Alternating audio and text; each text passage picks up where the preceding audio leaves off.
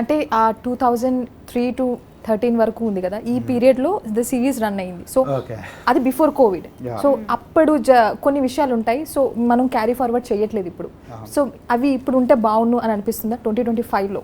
అనిపిస్తుంది. యాక్చువల్గా every year like technology పరంగా పెరుగుతున్నాం, ట్రూ. అట్ సేమ్ టైం మనుషులకు ఎక్కడో దూరం అయిపోతున్నాం.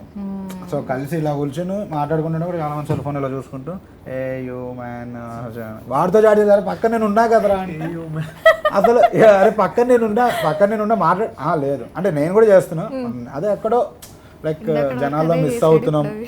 ఆ ఫ్రెండ్షిప్ అన్నది ఒక ప్యూర్ ఫ్రెండ్షిప్ ఉండేది. ఇప్పుడు అంతా ఏంటంటే ఎవడో స్నాప్ వదిలేడు అనుకో, అమ్మ వీడు బాగుపడిపోతున్నాడు, మనం బాగుపడట్లేదు, వీడు ఎంజాయ్ చేస్తున్నాడు అంటే ఎక్కడో తెలియకుండా కుళ్ళు కుతుందో ఇది పెరిగిపోతుంది మనుషుల్లో.